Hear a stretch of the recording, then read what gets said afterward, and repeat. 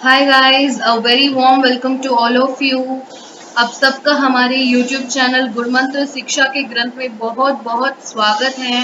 कैसे हैं आप लोग? आपकी प्रिपरेशन किस तरह चल रही है? कमेंट सेक्शन में बता दीजिए कि मुझे आप लोग कैसे प्रिपेयर कर रहे हैं।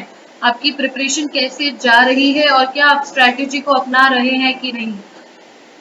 ओके, सो मैं हूं आपकी एजुकेटर सरन्या। तो चलिए आज की क्लास देखते हैं। It is on development of T cells and B cells. Okay, तो टी सेल्स एक बहुत इंपॉर्टेंट और मेजर कंपोनेंट होते हैं हमारी अडेप्टिव इम्यून सिस्टम का। ओके, तो टी सेल्स क्या करते हैं? या तो वो बी सेल्स को एक्टिवेट कर सकते हैं, साइटोकाइन को प्रोड्यूस कर सकते हैं, अडेप्टिव इम्यूनिटी में हेल्प कर सकते हैं, या फिर वो डायरेक्टली जाके इन्फेक्टेड सेल्स को किल कर देते हैं। ओके, तो ये है टी सेल्स का फंक्शन। टी सेल्स कहाँ से ओरिजिनेट होता है? ओरिजिनेट तो होता है हेमेटोपोइटिक स्टेम सेल से। सो हेमेटोपोइटिक स्टेम सेल डिफरेंशिएट हो जाता है लिम्फॉइड प्रोजेनिटर से। लिम्फॉइड प्रोजेनिटर सेल से आपका टी सेल्स डिफरेंशिएट होता है। Okay, so the production of T sales happens in bone marrow. T cells की प्रोडक्शन बोन मैरो में ही होती है। ओके, टी सेल्स कहाँ प्रोड्यूस होते हैं? बोन मैरो में ही प्रोड्यूस होते हैं। ठीक है, सो ये मल्टीपोटेंट सेल्स होते हैं। ठीक है, टी सेल्स मल्टीपोटेंट सेल्स होते हैं। ओके, टी सेल्स मल्टीपोटेंट होते हैं मतलब वो T helper cells, T memory cells, T regulatory cells, T C cells, ऐसे सेल्स में डिफरेंशिएट कर सकते हैं। ओके, और प्रोडक्शन तो इनका बोन मैरो में ही होता है, मगर उनकी डेवलपमेंट और मेचुरेशन होती है थाइमस में। ओके, सेल, ये जो टी सेल की मेचुरेशन कहाँ होती है? थाइमस में होती है। ओके, इसलिए हम टी सेल्स को नाम देते हैं thymus dependent development. T cells का नाम ही थाइमस से आया है। T for thymus, thymus dependent development की वजह से ही टी सेल्स को नाम मिला है टी सेल्स। ओके, तो जो इमेच्योर टी सेल्स होते हैं, ओके, इमेच्योर टी सेल्स होते हैं, उनकी सरफेस पर ना तो CD4 होता है या ना तो CD8 होता है। ओके, CD4 भी नहीं होता, CD8 भी नहीं होता इमेच्योर टी सेल्स के। ऐसे सेल्स को हम डबल नेगेटिव सेल्स कहते हैं। ओके, इमेच्योर टी सेल्स के सरफेस पे CD4 भी माइनस होता है, CD8 भी माइनस होता है, और ऐसे सेल्स को हम कहते हैं double negative cells. Okay, double negative cells. Okay, जैसे वो डेवलपमेंट होना शुरू होता है टी सेल्स की, वो डबल पॉजिटिव सेल्स में बदल जाते हैं, मतलब उनके पास CD4 भी होता है और CD8 भी होता है। Okay, when they are immature, जब टी सेल्स इमेच्योर होते हैं, उनके पास ना तो CD4 होता है ना CD8, मगर जब वो डेवलप होते हैं वो डबल पॉजिटिव बन जाते हैं। मतलब जैसे डेवलप होते हैं उनके पास CD4 भी होता है और CD8 भी होता है, और ऐसे सेल्स को डबल पॉजिटिव सेल्स करके कहते हैं। फिर जब वो मैच्योर होने शुरू होते हैं वो सिंगल पॉजिटिव सेल्स बन जाते हैं। सो जैसे ही टी सेल्स की मैच्योरेशन शुरू होती है वो सिंगल पॉजिटिव सेल्स में बन जाते हैं। सिंगल पॉजिटिव सेल्स मतलब या तो उनके पास CD4 होगा या फिर CD8 होगा। फिर वो मैच्योर थाइमोसाइट्स बनकर पेरिफेरल टिश्यू में सर्कुलेशन, ब्लड सर्कुलेशन में चले जाते हैं। Okay, so most thymocyte die in the process of development. कि जैसे ही थाइमोसाइट्स डेवलप होते हैं वो मर जाते हैं। ओनली 2%, सिर्फ 2% सेल्स मैच्योर टी सेल्स में बदलते हैं। ओके, तो पहला होता है आपका हेमेटोपोइटिक स्टेम सेल्स। अब यहाँ देख सकते हैं वो दो प्रोजेनेटर सेल्स में डिफरेंशिएट होता है। एक है माइलॉइड प्रोजेनेटर और दूसरा है लिम्फॉइड प्रोजेनेटर, और लिम्फॉइड प्रोजेनेटर सेल से ही आपका टी सेल्स और बी सेल्स बनते हैं। ओके, इतना याद रख लीजिएगा, काफी है। तो टाइमस में जैसे ही टी सेल की डेवलपमेंट होती है, टी सेल्स अपनी लीनिएज के लिए कमिट हो जाते हैं। लीनिएज मतलब जो टी सेल्स के वजह से different types of T sales बनते हैं ना, उसके लिए कमिट हो जाते हैं। ओके, जैसे वो कमिट हो जाते हैं, अपने सरफेस पे T cell receptor and T cell coreceptor को एक्सप्रेस करना शुरू कर देते हैं। ओके, फिर वो डिफरेंशिएट हो जाते हैं या तो CD4 पॉजिटिव सेल्स में या तो CD8 पॉजिटिव सेल्स में। ओके, तो जब टी सेल थाइमस में एंटर करता है तो पहले वो कॉर्टेक्स रीजन में होता है, कॉर्टेक्स रीजन से मेड्यूला में जाता है और मेड्यूला में ही उसकी डिफरेंशिएशन होती है। ओके, और उसका सिलेक्शन होता है, मेड्यूला में उसका सिलेक्शन होता है based on T cell receptor. Okay, so the T cells whose T cell receptor does not fulfill the criteria, ठीक है, T cell receptor अगर कुछ क्राइटेरियाज को फुलफिल नहीं करता तो वो सेल अपोप्टोसिस में चला जाएगा। अपोप्टोसिस मतलब प्रोग्राम्ड सेल डेथ, सेल की मौत हो जाएगी। ठीक है, फुल्ली डिफरेंशिएटेड और मैच्योर टी सेल्स मेड्यूला से ब्लड सर्कुलेशन में रिलीज हो जाते हैं। ओके, तो पहला स्टेज है double negative stage. Double negative stage में थाइमस के अंदर हमारी इमेच्योर टी सेल्स आ गई।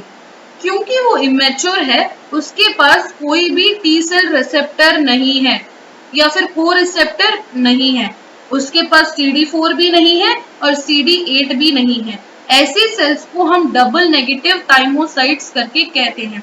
फिर क्या होता है, उनके बीच में टी सेल्स के अंदर जेनेटिक रीअरेंजमेंट होता है, जीन्स की रीअरेंजमेंट होती है, फिर टी सेल रिसेप्टर को एक्सप्रेस करना शुरू कर देते हैं। Okay, so during this stage T cells will begin to genetically rearrange, genetic rearrangement होती है और टी सेल रिसेप्टर की जीन्स तैयार हो जाती हैं। ओके, एज अ रिजल्ट ये जेनेटिक रीअरेंजमेंट और चेंज की वजह से क्या होता है, टी सेल के ऊपर टी सेल रिसेप्टर एक्सप्रेस होने लगता है, जो कि बहुत यूनिक होता है और एंटीजन की स्पेसिफिक होता है।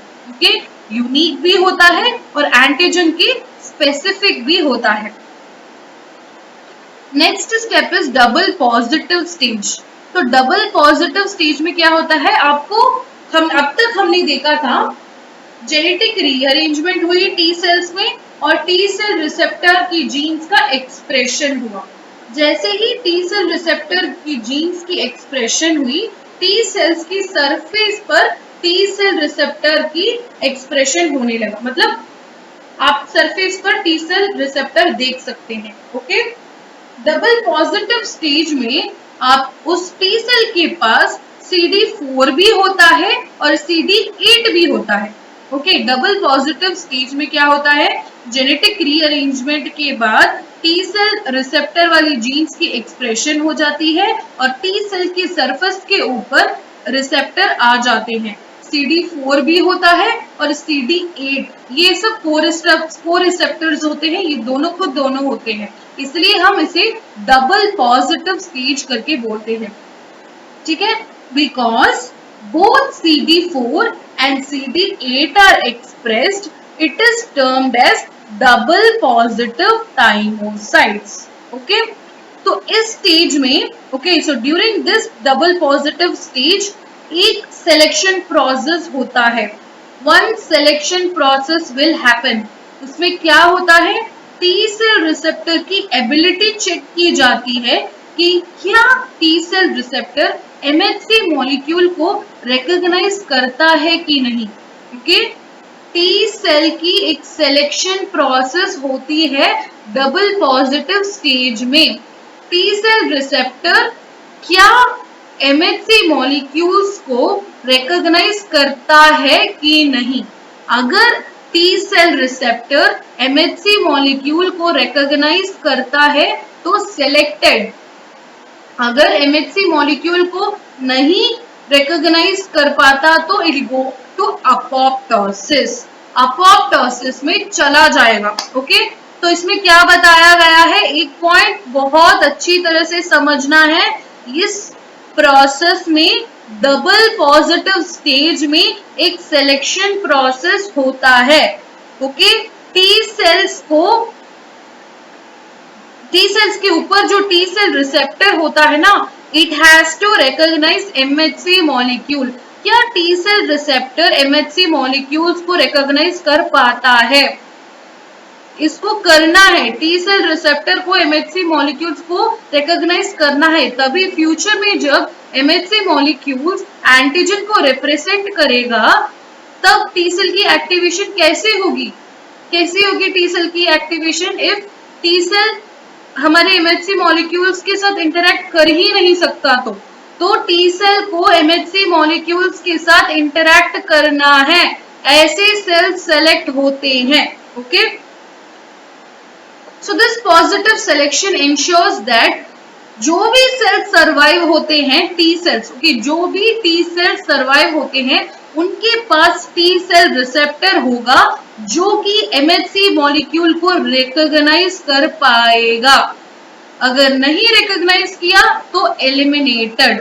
ओके, तो एमएचसी मॉलिक्यूल्स प्रोड्यूस कौन करता है? यहां तो हम एपीसी को नहीं ला सकते, राइट? एपीसी तो अडेप्टिव इम्यूनिटी में काम आता है, मगर यहाँ तो सिलेक्शन प्रोसेस चल रहा है। तो इस सिलेक्शन प्रोसेस के लिए temporarily thymic epithelial cells MHC को प्रोड्यूस करते हैं। Okay, thymic epithelial cells MHC को प्रोड्यूस करते हैं और वो चेक करते हैं कि क्या ये टी सेल की जो टी सेल रिसेप्टर है ना, वो एमएचसी को रिकॉग्नाइज करती है कि नहीं।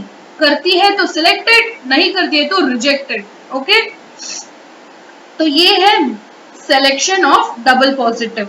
अभी देखेंगे हम सिंगल पॉजिटिव सिलेक्शन, या फिर इसे हम नेगेटिव सिलेक्शन भी कहते हैं। ओके, तो इस स्टेज में क्या होता है, टी सेल के पास सिर्फ एक ही को रिसेप्टर होता है, या तो वो CD4 पॉजिटिव होता है या फिर CD8 पॉजिटिव, इसलिए इसे सिंगल पॉजिटिव सिलेक्शन करके बोलते हैं। ओके, इस स्टेज में भी एक टाइप ऑफ सिलेक्शन प्रोसेस होती है।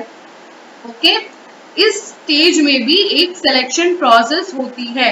टी सेल्स क्या सेल्फ एंटीजेंस को रिकॉग्नाइज कर पाती है कि नहीं? Okay, if T cells are able to recognise the self antigens, उसका मतलब ये है कि हमारे बॉडी में टी सेल्स हमारे खुद के सेल्स को ही एनिमी के तरह देख रहे हैं, जो कि ऑटो इम्यून डिसऑर्डर का एक निशाना है। ओके, टी सेल्स हमारे सेल्फ पेप्टाइड्स को रिकॉग्नाइज नहीं कर सकते, हमारे सेल्फ एंटीजेंस को रिकॉग्नाइज नहीं कर सकते। अगर टी सेल ने सेल्फ एंटीजेंस को रिकॉग्नाइज कर दिया तो टी सेल्स हमारे खुद के सेल्स को मार डालेगा। Okay, that is called as autoimmunity. So single positive stage या फिर नेगेटिव सिलेक्शन में यही देखा जाता है कि क्या हमारे टी सेल्स सेल्फ एंटीजेंस को रिकॉग्नाइज करते हैं, अगर करते हैं तो रिजेक्टेड, अगर नहीं करते हैं तो selected. Okay, so this negative selection ensures that any surviving T cells will not be activated by the cells of the host. Okay, host cell की वजह से एक्टिवेशन नहीं होना चाहिए। T सेल्स की एक्टिवेशन सेल्फ एंटीजेंस की वजह से नहीं होना चाहिए। ओके, अगर ऐसा नहीं हुआ, देखिए यहाँ, if this negative selection did not occur, अगर नेगेटिव सिलेक्शन नहीं हुआ तो होस्ट की जो टी सेल्स है ना, वो इम्यून रिस्पॉन्स प्रोड्यूस करना शुरू कर देगा अगेंस्ट द सेल्फ टिश्यूज। हमारी टी सेल्स हमारी ही दुश्मन बन जाएगी और इसे ही हम ऑटो इम्यूनिटी करके कहते हैं। ओके, अब क्या हो गया, मैच्योर टी सेल्स की बारी है। नेक्स्ट मैच्योरेशन प्रोसेस है। तो क्या क्या सिलेक्शन हमने देखा अभी, डबल पॉजिटिव सिलेक्शन में जिसमें T cell has to recognise MHC molecule, and single positive selection या फिर नेगेटिव सिलेक्शन में T cell should not recognise self antigen. इस दो पॉइंट को अच्छी तरह से याद रख लीजिएगा। Okay, very important. ओके, तो मैच्योर टी सेल्स में क्या होता है, ओके, टी सेल्स कहाँ मैच्योर होते हैं, थाइमस की मेड्यूला में। थाइमस के मेड्यूला रीजन में टी सेल्स की मैच्योरेशन हो जाती है। टी हेल्पर सेल्स हो तो उसके ऊपर CD4+ होता है, TC सेल्स हो तो CD8+ होता है। वो MHC को रिकॉग्नाइज कर सकते हैं और उसके साथ बाइंड कर सकते हैं, मगर सेल्फ एंटीजन के साथ रिएक्ट नहीं कर सकते। ऐसे सेल्स को हम मैच्योर टी सेल्स कहते हैं। ओके, तो पॉजिटिव सिलेक्शन भी हो गया, नेगेटिव सिलेक्शन भी हो गया। इसकी वजह से 98% ऑफ टी सेल्स एलिमिनेट हो जाते हैं। सिर्फ 2% of T sales he mature होते हैं, उन्हें हम मैच्योर टी सेल्स करके कहते हैं। उसके बाद ये रिलीज हो जाते हैं पेरिफेरल ब्लड में। जैसे ही मैच्योर टी सेल्स ब्लड के अंदर रिलीज हो जाते हैं, वो पार्टिसिपेट करना शुरू कर देते हैं अडेप्टिव इम्यून रिस्पॉन्स में। ओके, तो इन सेल्स के लिए, इन सेल्स, ये जो टी सेल्स है ना, इसकी एक्टिवेशन के लिए स्टिमुलाई की जरूरत पड़ती है। ओके, टी सेल्स को कौन एक्टिवेट करता है? एंटीजन प्रेजेंटिंग सेल एक्टिवेट करती है। टी सेल को एंटीजन प्रेजेंटिंग सेल एक्टिवेट करती है। एंटीजन प्रेजेंटिंग सेल के सरफेस पे MHC मॉलिक्यूल होता है और उस MHC मॉलिक्यूल प्रेजेंट करता है एंटीजन्स को टू द टी सेल्स, जिसकी वजह से टी सेल की एक्टिवेशन हो जाती है। ओके, इसे ही हम अडेप्टिव इम्यून रिस्पॉन्स करके कहते हैं। तो इस डायग्राम में आप अच्छी तरह से समझ सकते हैं टी सेल की डेवलपमेंट। बोन मैरो में ही टी सेल की फॉर्मेशन हो जाती है, उसकी डेवलपमेंट और मैच्योरेशन होती है थाइमस में। थाइमस की कॉर्टेक्स में पॉजिटिव सिलेक्शन होती है, थाइमस की मेडुला में नेगेटिव सिलेक्शन होती है। CD4+ मतलब टी हेल्पर सेल्स, CD8+ मतलब TC सेल्स, और वो जाके अपना फंक्शन परफॉर्म करते हैं। पेरिफेरल ब्लड में सर्कुलेशन हो जाती है। Okay, you can see here the first stage क्या है? डबल नेगेटिव स्टेज, मतलब CD4 भी नहीं होगा और CD8 भी नहीं होगा। फिर आता है आपका डबल पॉजिटिव स्टेज, जिसमें CD4+ भी होगा और CD8+ भी होगा। फिर आता है सिंगल पॉजिटिव स्टेज, उसमें या तो टी हेल्पर सेल्स बनेगा या फिर साइटोटॉक्सिक टी सेल्स बनेगा, मतलब या तो CD4+ या फिर CD8+। उसके बाद वो ब्लड सर्कुलेशन में चला जाएगा। ओके, इस डायग्राम को एक बार अच्छी तरह से गौर से देख लीजिएगा। ये समरी है। Okay, this is summary of, अभी तक मैंने जो भी आपको बताया है उसकी ये समरी है। 1 मिनट ले लीजिएगा और इस डायग्राम को अच्छी तरह से समझ लीजिएगा।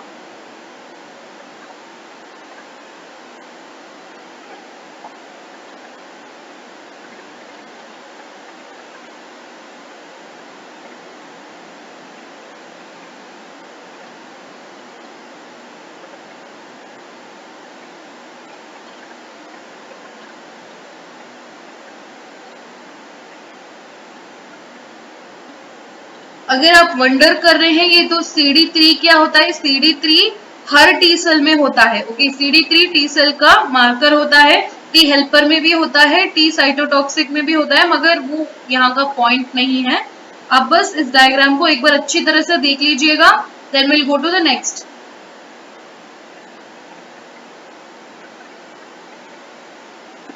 ओके, अभी हम देखेंगे डेवलपमेंट ऑफ बी सेल। अभी तक हमने सारे टी सेल की डेवलपमेंट देख ली। Now we are going to see B cell की डेवलपमेंट। ये भी टी सेल की तरह ही होता है, सिलेक्शन प्रोसेस इसमें भी होता है। ओके, सो बी सेल भी एक बहुत इंपॉर्टेंट सेल होता है हमारी बॉडी में, जो कि अडेप्टिव इम्यून रिस्पॉन्स में पार्टिसिपेट करता है, एंटीबॉडी की प्रोडक्शन करता है। ये एंटीजन प्रेजेंटिंग सेल्स की तरह भी काम कर सकता है, जिसकी वजह से वो टी सेल्स को एक्टिवेट कर सके। ओके, जब हमारा बी सेल एक्टिवेट हो जाता है और मैच्योर हो जाता है, तो वो प्लाज्मा सेल में कन्वर्ट हो सकता है या फिर मेमोरी सेल में कन्वर्ट हो सकता है। प्लाज्मा सेल हमारा एंटीबॉडीज को प्रोड्यूस करेगा और मेमोरी सेल फ्यूचर अटैक के बारे में टेक केयर कर लेगा। ओके, सो जो सेल बी लिम्फोसाइट और टी लिम्फोसाइट को बनाती है वो है हेमेटोपोइटिक स्टेम सेल और lymphoid progenitor. Okay, T cells और बी सेल दोनों के दोनों बोन मैरो से ही प्रोड्यूस होते हैं। इस पॉइंट को अच्छी तरह से याद रख लीजिएगा। T cell and B cell will be produced in bone marrow only. Okay? इस पॉइंट को अच्छी तरह से याद रख लीजिएगा, very very important. Okay, T cells जो कि इमेच्योर होता है वो बोन मैरो से निकल के थाइमस के पास चला जाता है उसकी डेवलपमेंट और मेच्योरेशन के लिए, मगर बी सेल बोन मैरो में ही रहता है। बी सेल की प्रोडक्शन, मेच्योरेशन, डेवलपमेंट सब कुछ बोन मैरो में ही होता है।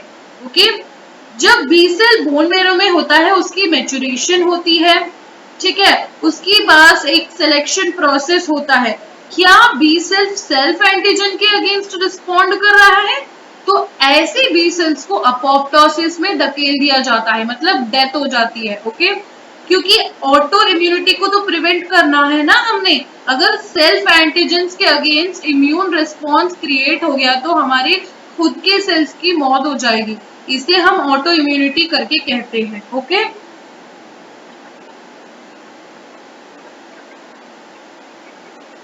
बोन मैरो ही बी सेल की प्राइमरी लिम्फोइड ऑर्गन है। ओके, वहां डिफरेंशिएट हो जाते हैं, फिर बी सेल जाता है स्प्लीन में, जो कि उसका सेकेंडरी लिम्फोइड ऑर्गन होता है, वहां जाके उसके एडेप्टिव इम्यून रिस्पॉन्स का काम परफॉर्म करता है। ठीक है, early B cell development constitutes the step that leads to B cell commitment and expression of surface immunoglobulins। जैसे बी सेल की डेवलपमेंट होती है तो बी सेल अपनी लीनिएज के लिए तो कमिट हो जाता है, फिर वो एक्सप्रेस करता है अपनी सरफेस पर इम्यूनोग्लोबुलिन IgM और IgD। ठीक है, वो सरफेस पे इम्यूनोग्लोबुलिन को एक्सप्रेस करता है, कोरिसेप्टर या फिर रिसेप्टर की तरह काम करते हैं, और सेल्स बी सेल्स जो है मैच्योर हो जाते हैं और एंटीबॉडीज की प्रोडक्शन करते हैं।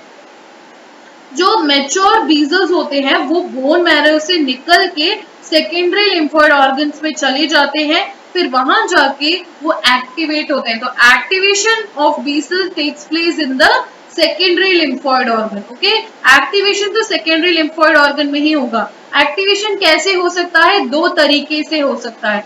एक है टी सेल डिपेंडेंट एक्टिवेशन, मतलब टी सेल बी सेल को एक्टिवेट करेगा। टी सेल इंडिपेंडेंट एक्टिवेशन, मतलब बी सेल एंटीजन को डायरेक्टली एनकाउंटर करेगा और डायरेक्टली एक्टिवेट हो जाएगा। ओके, ये है दो types of pathways in which B cells will be activated. Okay, तो आप इस डायग्राम में देख सकते हैं। तो पहले क्या होता है, बी सेल की फॉर्मेशन होती है, जेनेटिक रीअरेंजमेंट होता है, जैसे हमने टी सेल्स में भी देखा था, पॉजिटिव नेगेटिव सिलेक्शन होता है, सेम एज इन बी, जैसे हमने देखा था टी सेल में सेम होता है। फिर वो बोन मैरो से मैच्योर होके स्प्लीन में चला जाता है और स्प्लीन में ही उसकी एक्टिवेशन होती है। ओके, तो ये डायग्राम आप देख लीजिएगा। पहले स्टेम सेल्स है, हेमेटोपोइटिक स्टेम सेल्स, उसमें से प्रो बी सेल, फिर प्री बी सेल और इमेच्योर बी सेल तक बनता है। इमेच्योर बी सेल में सिर्फ IgM एंटीबॉडी उसके सरफेस पे होती है, तो ये सब बोन मैरो में होता है। जैसे ही immature B cell bone marrow को छोड़ के सेकेंडरी लिम्फोइड ऑर्गन मतलब स्प्लीन के पास जाता है, वहां उसके सरफेस पर IgM के साथ साथ IgD की भी एक्सप्रेशन हो जाती है। ओके, सेकेंडरी लिम्फोइड ऑर्गन में बी सेल के सरफेस के ऊपर IgD की एक्सप्रेशन हो जाती है। सो नाउ बी सेल के सरफेस पे IgM भी है और IgD भी है। अब इस मैच्योर बी सेल, ये मैच्योर बन गया, जैसे IgM और IgD आ गया, बी सेल की मैच्योरेशन हो गई। अब ये एक्टिवेट होने का काम है। ओके, कैसे एक्टिवेट होगा? एक्टिवेट होगा एंटीजन की वजह से, टी सेल की स्टिमुलेशन की वजह से एक्टिवेट हो जाएगा और ये डिफरेंशिएट हो जाएगा। ओके, बी सेल की डिफरेंशिएशन कैसे होती है? प्लाज्मा सेल में और मेमोरी सेल में। प्लाज्मा सेल क्या प्रोड्यूस करता है? एंटीबॉडीज प्रोड्यूस करता है, और मेमोरी सेल क्या करता है? फ्यूचर इन्फेक्शन या फिर फ्यूचर अटैक के लिए तैयार रहता है। ओके, टेक 1 मिनट और इस डायग्राम को अच्छी तरह से देख लीजिएगा। इसमें बहुत सारे VDG रीअरेंजमेंट के बारे में है जो कि बहुत इन डेप्थ में है, हमारे गेट के लिए उतना जरूरी नहीं है, बस इतना जान लीजिएगा कि कैसे डेवलपमेंट होता है। ओके, मैं उतना ही पढ़ा रही हूँ जितना आपके लिए जरूरी है। ओके, क्योंकि इम्यूनोलॉजी खुद में ही एक बहुत बड़ा सब्जेक्ट होता है। Okay, it is a very big, very depth और वेरी वीक सब्जेक्ट। तो उसमें से हम अपनी एग्जाम के लिए डिपेंडिंग अपॉन द सिलेबस चल रहे हैं तो हम उतना ही टॉपिक्स कवर करेंगे, क्योंकि इसको और डेप्थ के अंदर जाएंगे तो आप लोग समझ नहीं पाओगे, क्योंकि वो बहुत डिफिकल्ट होता है, उसको याद रखना भी पड़ता है। इसलिए जितना गेट एग्जाम के लिए चाहिए उतना हम पढ़ लेते हैं। ओके, सो आप यहाँ देख सकते हैं हेमेटोपोइटिक स्टेम सेल्स है। ओके, वहां से लिम्फोइड प्रोजिनेटर बनेगा, लिम्फोइड प्रोजिनेटर से B cell, immature B cell बनेगी जिसके ऊपर आईजीएम होगा। ओके, आईजीएम के बाद उसके पास जब वो सेकेंडरी लिम्फोइड ऑर्गन में आ जाएगा आईजीडी हो जाएगा, फिर वो एक्टिव हो जाएगा। ओके, सो क्या होता है, नेगेटिव सिलेक्शन होता है। नेगेटिव सिलेक्शन में बी सेल का ये देखा जाता है कि उसकी जो रिसेप्टर है ना वो ठीक से काम करती है कि नहीं, मतलब सेल्फ एंटीजेंस को रिकॉग्नाइज करती है कि नहीं। ओके, ये सब देखा जाता है। उसकी पॉजिटिव और negative selection same as T cells होता है। फिर उसके सरफेस पे आईजीएम और आईजीडी का production, then activation of the B cell, कैसे, बाय द टी सेल और बाय डायरेक्टली एंटीजन, और वो प्रोड्यूस करने लगता है प्लाज्मा सेल्स और मेमोरी सेल्स को। प्लाज्मा सेल्स एंटीबॉडीज को प्रोड्यूस करता है और मेमोरी सेल्स फ्यूचर अटैक के लिए काम आता है। ओके, ये दूसरा डायग्राम है जो कि सेम कॉन्सेप्ट को बता रहा है। मैंने आपके लिए डिफरेंट डायग्राम्स इसलिए लाई हूँ ताकि आप अच्छी तरह से समझ सके कॉन्सेप्ट को। ओके, तो हेमेटोपोइटिक स्टेम सेल से लिम्फोइड प्रोजिनेटर, फिर प्री प्रो बी सेल, फिर इमेच्योर बी सेल जिसके पास सिर्फ आईजीएम होता है, वहां से सेकेंडरी लिम्फोइड ऑर्गन में ट्रैवल करके उसके पास आईजीडी हो जाता है। आईजीएम और आईजीडी दोनों के दोनों सेकेंडरी लिम्फोइड ऑर्गन में होते हैं, फिर वो एक्टिवेट हो जाता है। Okay, that is all about your development of B cell और टी सेल। आई होप आज की क्लास आपके लिए मजेदार रही होगी, अच्छी तरह से समझ में आया होगा। कमेंट सेक्शन में अपने एक्सपीरियंस के बारे में बता दीजिएगा। ओके, और अच्छी तरह से प्रिपेयर भी करते रहिएगा गेट एग्जाम के लिए। ओके, अगर आप CSIR नेट के एस्पिरेंट है और चाहते हैं CSIR नेट के लिए सब्सक्रिप्शन लेना इन अनअकैडमी, तो आप ले सकते हैं और नेहा तनेजा मैम को फॉलो कर सकते हैं। ये है प्राइसिंग के बारे में है। ओके, 10% ऑफ के लिए आप कोड यूज कर सकते हैं Neha. Okay, like share and subscribe to our YouTube channel Gurumantra शिक्षा के ग्रंथ। ओके, इन द कमेंट सेक्शन अपने एक्सपीरियंस के बारे में बताइए, कोई भी सजेशंस है तो आप हमें बता सकते हैं। Based on that will take action. अगर कोई क्वेरीज हो तो आप हमें कभी भी पूछ सकते हैं। Thank you so much, have a nice day. अच्छी तरह से प्रिपरेशन करते रहिए गाइस। ओके।